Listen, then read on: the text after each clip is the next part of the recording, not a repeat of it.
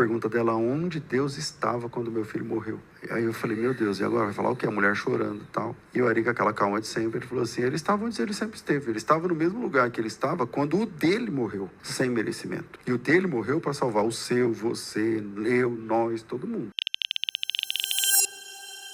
Se Deus ele é todo amor, se Deus ele é todo bom, por que que ele permite com que haja imoralidades sexuais, tanto perigo, homicídios? Por quê? Tá bom. Obrigado, meu irmão. Deus abençoe. Por nada. Deus abençoe, pastor. Amém. Fica na paz. Amém, paz. Bom, vamos lá. Quando a gente lê o texto, a Bíblia, ela revela a vontade de Deus para o homem. E quando a gente lê as Escrituras, a gente vai lendo o texto bíblico, a gente precisa assumir se a relação de Deus com o homem, ela é uma relação de determinação ou de intervenção. Parece que eu estou querendo fugir do assunto, mas não estou não. Vamos lá. Se a relação de Deus com a humanidade é de determinação, logo tudo que aconteceu, tudo que acontece, Deus que determinou.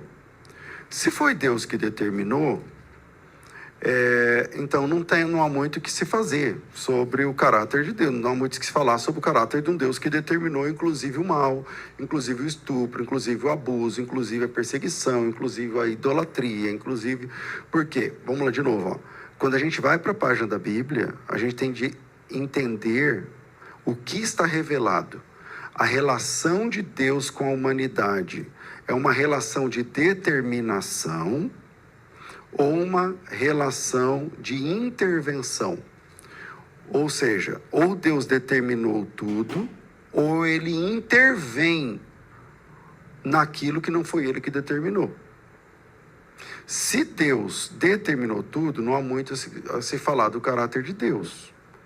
Mas na Bíblia, Deus manda profeta o tempo todo. Em Gênesis, ele mesmo ele fala com Adão antes da queda, depois da queda. Ele fala com Caim antes da queda, depois da queda. Ele fala com todo mundo.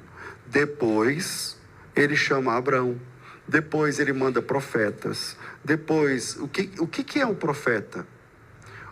Você já parou para pensar o que é o profeta? Porque na doutrina determinista, o profeta não faz sentido, na minha opinião.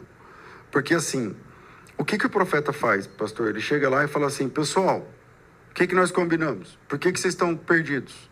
Eu não disse que é para ir por aqui, por que vocês estão indo por aí? É por aqui que é para ir, ó. A vontade de Deus é essa que nós...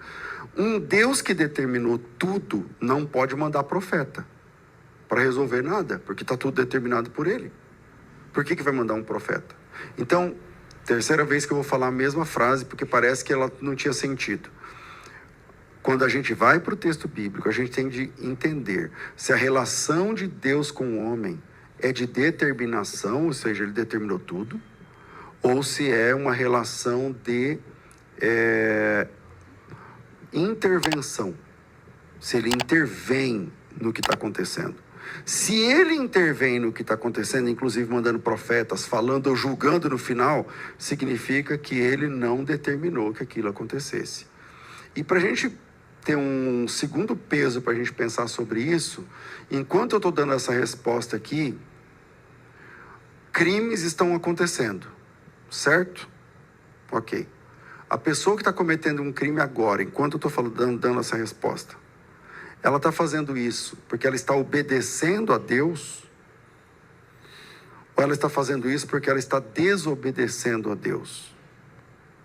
Para o determinismo, ela está fazendo isso porque ela está obedecendo a Deus, ela não tem escolha. Deus programou aquilo para ela. Mas a revelação bíblica não diz isso.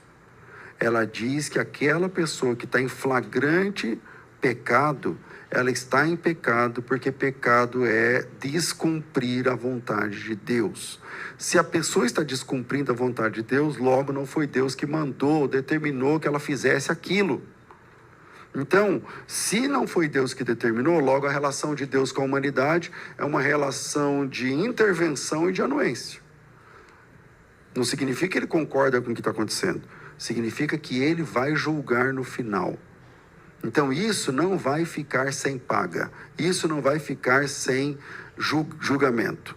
Deus vai julgar no final. E por que ele vai deixar para julgar no final? Porque ele é gracioso e está dando tanto para um quanto para outro tempo para se arrepender e para pensar a respeito das suas atitudes. Tá certo? Vamos lá, pastor Deiró. Se o senhor quiser entrar no nosso... Extraordinária a resposta do senhor. Eu só queria lembrar 3 coisas importantes. Primeiro, o Salmo 14, ele começa dizendo assim: disse o nécio no seu coração, não a Deus. E aí nos versos seguintes ele vai explicar a razão dele dizer isso. Ele volta à carga no Salmo 53, verso 1. E ele vai dizer exatamente qual a razão. Mas quando ele chega no Salmo 10, verso 4, ele fala a mesma coisa. Que o nécio vive dizendo que não há Deus. Mas ele vai explicar agora por quê. Por causa do seu orgulho. O ímpio não investiga. Então, ele cogita todas as coisas dizendo não a Deus. E por que ele diz isso não a Deus? Ele parte do pressuposto. Ele parte do pressuposto. E daí a maldade chega, como disse agora há pouco o pastor César. Essa relação de Deus, que beira o entendimento de permissividade, é porque Deus vai julgar. Mas tem uma coisa, o apóstolo Paulo diz que ele julgará o mundo por meio do varão que ele constituiu desde o princípio das coisas, que é Jesus Cristo. Mas quando você lê lá no capítulo 6 do livro de Gênesis, na corrupção geral do ser humano, eles se corromperam exatamente por dizer que não existe Deus. Exatamente. Então, o ateísmo militante, ele é primeiro levado pelo orgulho pessoal e segundo pela, como diz o nordestino, pela bobiça, né, de achar que não existe Deus. Eu vi aqui no comentário agora, o Renan Janora, ele fala assim: um dia eu dei uma resposta como essa que o pastor deu, mas aí me veio uma outra pergunta, e a pergunta é: ok, a pessoa que está cometendo o crime está desobedecendo, mas a criança que está sendo violentada, ela está fazendo o quê? E como a gente responde isso? Ela está sofrendo. Ela está em sofrimento. Sem merecer passar por um tratamento desumano. Sem merecer ser aviltada por um violentador. É o que está acontecendo ali. Mas isso não ficará impune. Exatamente. O que nos consola é que isso não ficará impune.